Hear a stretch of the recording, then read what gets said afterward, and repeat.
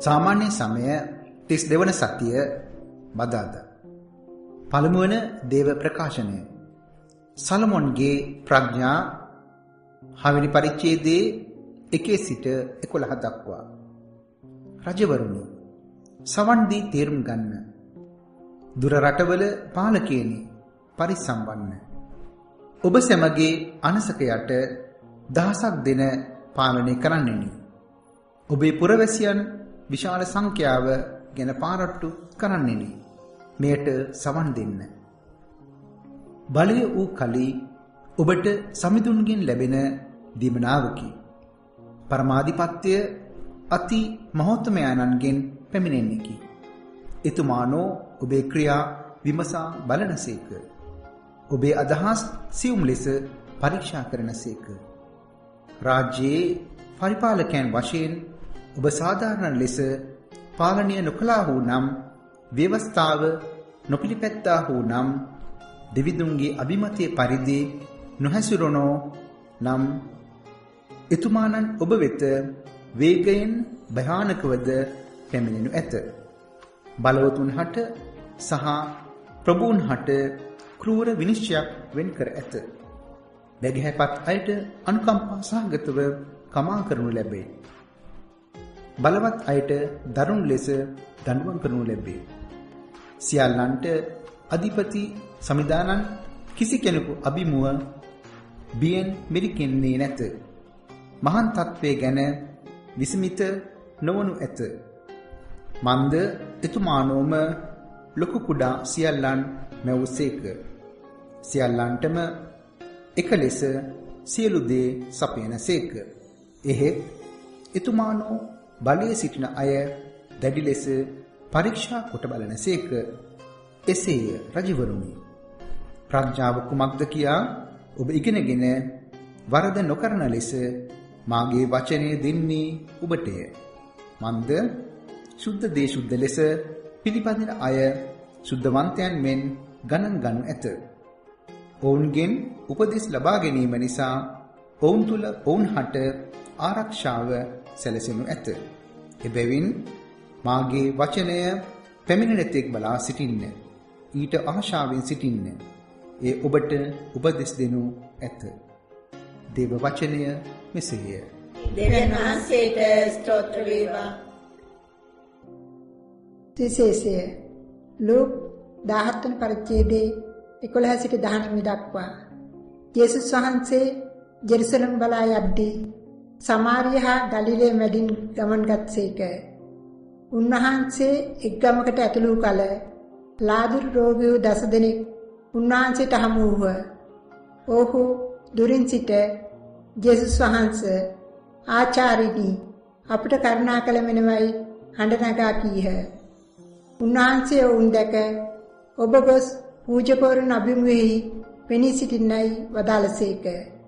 ඔහු එසේ යද්දී පවිත්‍ර වූහ. ඔවුන්ගෙන් එක්කෙනෙක් තමා සුව වූ බව දැක මහා හඬින් දෙවියන් වහන්සේට ගෞරව කරමින් පෙරලා අවුත් උන්වහන්සේ පාමුල වැඳ වැටි උන්වහන්සේට ස්තුති කළේය. ඔහු අනාහි සමාරිය ජාතිකයෙකි. යේසුස් වහන්සේ කතා කරමින් 10 දෙනෙක්ම පවිත්‍ර වූවා නෙවේද? අනෙක් 9 දෙනා කොහේද? මේ විජාතිකයා හැර දෙවියන් වහන්සේට ගෞරව කරන පිණිස වෙන කිසිවෙක් හැරී ආවේ නැද්ද කියා ඔහුට කතා කොට නැගිට යන්න ඔබේ ඇදහිල්ල ඔබ සුව කළේ යයි වදාළසේක. සුවිශේෂ වාක්‍ය එසේය. ක්‍රිස්තුනිය වහන්සේට ප්‍රශංසා වේවා. ක්‍රිස්තුතුමන් තුළ ප්‍රේමවන්ත සොයුර සොයුරියනි. අද සුවිශේෂය තුලින් අපිට ක්‍රිස්තුන් වහන්සේ ගෙන හැර දක්වන්නේ මේ ලාදුරු රෝගීන් 10 දෙනා පිළිබඳව උපමාව. මේ ලාදුරු රෝගීන් 10 දෙනාගේ උපමාව තුලින් අපිට මතක් කරන්නේ විශේෂාකාරයෙන් ප්‍රේමවන්තේනි. අපි දෙවියන් වහන්සේට කොයිතරම් ස්තුතිවන්ත වෙනවද උන්වහන්සේ අපිට එදිනෙදා දෙන්නා වූ දේවල් වෙනුවෙන් කියන දේ. දැන් අපි මොහොතක් බැලුවොත් ප්‍රේමවන්තේනි ක්‍රිස්තුන් වහන්සේ මේ කියන කරුණ හරියටම හරි. අපි දෙවියන් වහන්සේගෙන් එදිනෙදා ජීවිතේ නොයෙකුත් වරප්‍රසාද ලබා ගන්නවා. සමහර දේවල් අපි දැනුවත්ව, සමහර දේවල් අපි නොදැනුවත්ව, සමහර දේවල් අපි ඉල්ලලා ලබා ගන්න දේවල්, සමහර දේවල් අපි නොඉල්ලම දෙවියන් වහන්සේම අපිට දෙන දේවල්, කොයි තරම් දේවල් අපේ ජීවිතය තුළ තිබෙනවද? අපේ ජීවිතයේ පැවැත්ම ගෙන යන්නට උදේ ඉඳලා රෑ වෙනකම් මුළු රාත්‍රිය පුරාවටම දෙවියන් වහන්සේ මට ලබා දෙන්නා වූ අනේක වාර දේවල් තියෙනවා. ඒ වගේම අපේ ජීවිතයේ අපි එකිනෙකාට විවිධාකාරයෙන් ලබා දෙන එදිනෙදා ජීවිතයේ දේවල් තියෙනවා. ඒ වගේම තමයි අපි එකිනෙකාට දීලා තිබුණ නොයෙකුත් හැකියාවන්, අපි සතු දේවල් තිබෙනවා. ඒ වගේම අපි අපේ දෙමව්පියන්ගෙන් හෝ අපේ වෑයමෙන් උරුම කරගත්තු දේවල් තිබෙනවා. ඒ කියන්නේ ඒ සියලු දේ දෙවියන් වහන්සේ අපිට ලබා දීලා තියෙනවා. එහෙමනම් මේ පිළිබඳව ස්තුති කරන්නට තියා අඩුම තරමින් මේ පිළිබඳව අපි ඒක ලැබුණ දෙවියන් වහන්සේගෙන් කියන ඒ කෘතගුණයවත් ප්‍රේමවන්තීනි මගේ ජීවිතය තුළ තිබෙනවද? එහෙමනම් මේ සියල්ල තුළ දෙවියන් වහන්සේට මම ස්තුති කරන්නට ඕන නේද? මගේ මුළු ජීවිතයම ස්තුතියක් වෙන්නට ඕන නේද කියන දේ පිළිබඳව දැනුවත් වෙන්නට, ඒ සිතුවිල්ලට අවදි වෙන්නට හොඳ අවස්ථාවක් තමයි මෙන්න මේ ලාදුරු රෝගී 10 දෙනා පිළිබඳව උපමාව. අපි හැම වෙලාවෙම දෙවියන් වහන්සේ ළඟට ගිහිල්ලා කියන්නේ මට අරක දෙන්න මේක දෙන්න කියලා මිසක් අපි කොයිතරම් දෙවියන් වහන්සේට ස්තුති කරනවද? අනෙක් පැත්තෙන් මට නොලැබුණු දේවල් ගැන මම මැසිවිලි කියමින් ලත වෙනවා විනා මට ලැබිලා තියෙන දේවල් වෙනුවෙන් දෙවියන් වහන්සේට මං කොයිතරම් ස්තුතිවන්ත වෙනවද? දැන් උදාහරණයක් වශයෙන් බැලුවොත් ප්‍රේමවන්තයිනි අපි දිව්‍ය පූජාවට යනවා. මොකද්ද දිව්‍ය පූජාව කියලා කියන්නේ? දිව්‍ය පූජාවේ තේරුම තමයි ස්තුතිය. දෙවියන් වහන්සේට අපි දෙන ස්තුති යාගය. යූකරිස්ටික් සෙලිබ්‍රේෂන් කියලා කියන්නේ ස්තුතියේ යාගය. නමුත් අවාසනාවකට වගේ අපි දිව්‍ය පූජාවට ගිහිල්ලා දෙවියන් වහන්සේගෙන් ඉල්ලන එකයි කරන්නේ. නමුත් ප්‍රේමවන්තේ දිව්‍ය පූජාව කියලා කියන්නේ අපි දෙවියන් වහන්සේට ස්තුති කරන්නට, දෙවියන් වහන්සේට ස්තුති පූජාවක් කරන්නට යන මොහොතක්. නමුත් මේ ස්තුතියත් අපි අපේ ප්‍රයෝජනයට අරගෙන අපි දෙවියන් වහන්සේගෙන් යමක් ඉල්ලන අවස්ථාවක් කරගන්න.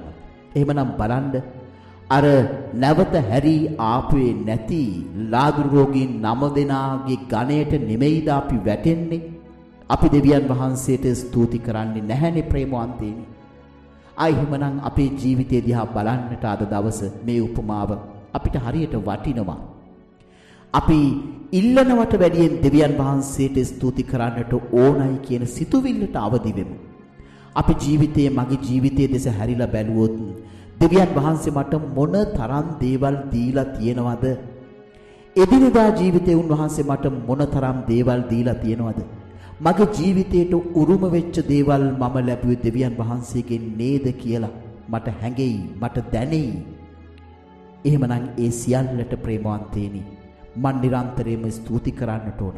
දිව්‍ය පූජාවට යන හැම මොහොතකම මහා විශාල ස්තුතියක් උන්වහන්සේට දෙන්නට ඕන. අන්න එතකොටයි ප්‍රේමවන්තයනි අපේ ජීවිතයේ ඵල දරන්නේ. අපේ ජීවිතයේ සතුටින් පිරීලා ඉතිරිලා යන්නේ අන්න එතකොටයි. එහෙමනම් ප්‍රේමවන්තයනි අපි උත්සාහ කරමු. අපි නිරන්තරයෙන්ම දෙවියන් වහන්සේට ස්තුති කරන්නට. ඊටත් වැඩියෙන් අපි එදිනෙදා ජීවිතයේ කරන කියන හැම දෙයක් තුලින්ම දෙවියන් වහන්සේට ස්තුතියක් වශයෙන් මේ දේවල් කරන්නට. බොහොම සරලව කියනවා නම් මගේ ජීවිතේම උන්වහන්සේට ස්තුතියක් වෙන විදිහේ ජීවත් වෙන්නට, ගත වෙන හැම තප්පරයකදීම දෙවියන් වහන්සේට මම ස්තුතියි කියන ජීවිත ගත කරන්නට අපි උත්සාහ දරමු. ඔබට ජේසු පිහිටයි.